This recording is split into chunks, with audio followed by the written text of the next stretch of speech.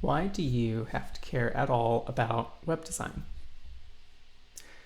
Well, if you plan to go into the design field, it will be difficult to avoid. We have talked about being a T-shaped designer where you have experience in a lot of different things, but you specialize in one thing in particular. But even if you aren't specializing in web or app design, you will probably have to do it at some point.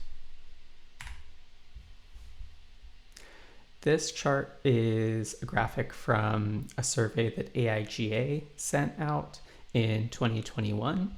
They, from time to time, will survey their members that work in the field in the design profession to get a pulse on how the industry is changing and the skills that designers need. And you can see here that at the very top of this chart, over 40% of respondents are saying that their jobs are becoming increasingly digital, mobile, and interactive in terms of the things that they're designing, and that designers need to diversify their skill sets and be multifaceted, meaning that designers can no longer just focus on static graphic print design. Another reason you should care about that is because there is an increasing demand for the ability to do web design and app design based work. So this is fairly dated, but still current for the next few years. Occupational outlook from the US Bureau of Labor Statistics. And you can see that previously popular design professions like desktop publishing, or even things like corporate identity work, are either in decline in terms of the demand for those types of positions, or they are significantly lower than the average growth for jobs overall.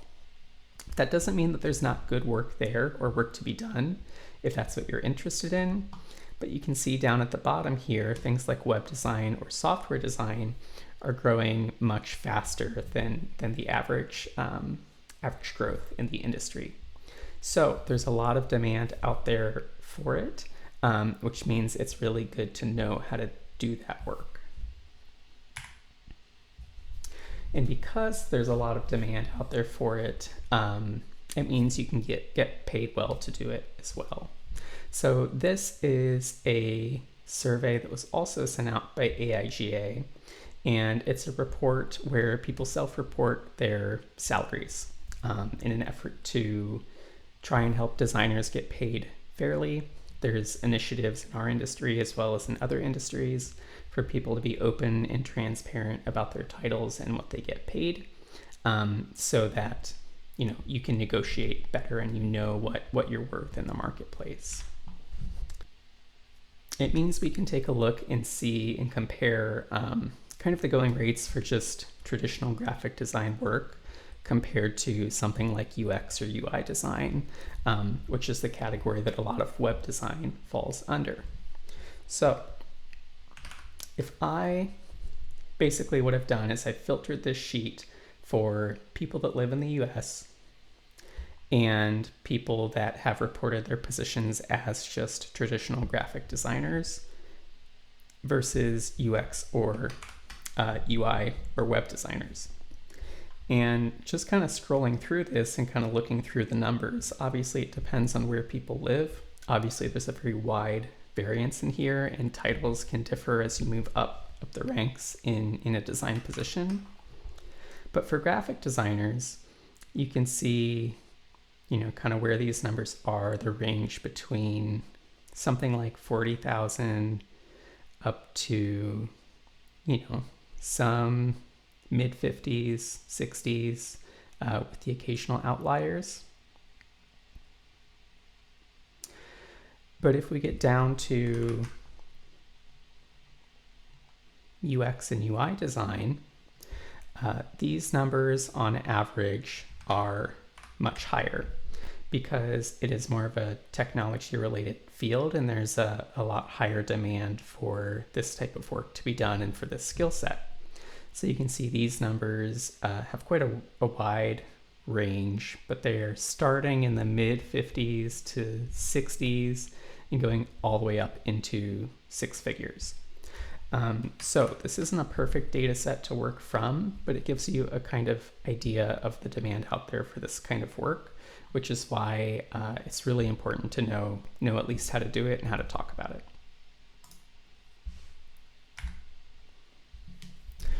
So with that in mind, it's useful to take a second and think about what exactly does a website provide and why do people want them? Why is there such a demand for this?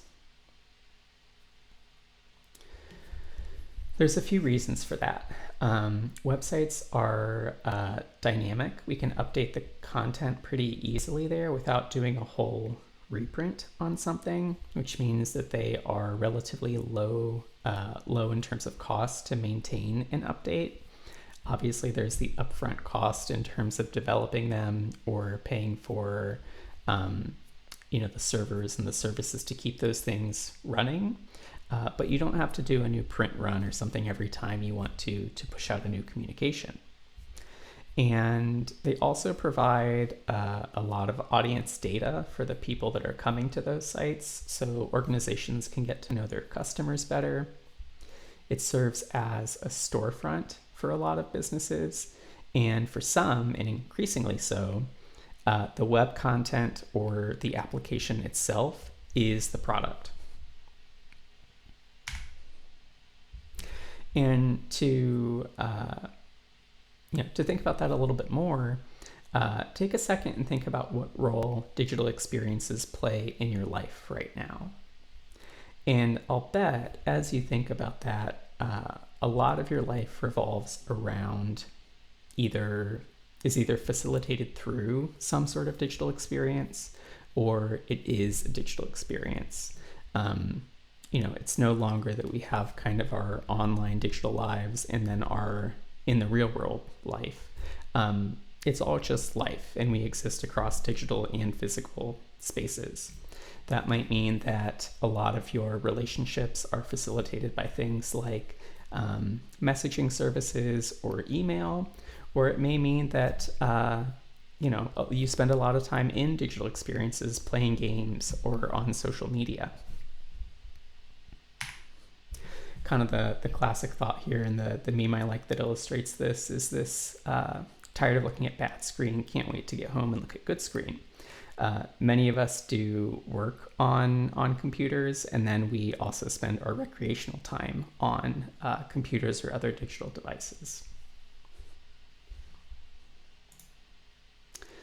So in this class, the things that we are going to cover and what this means for you.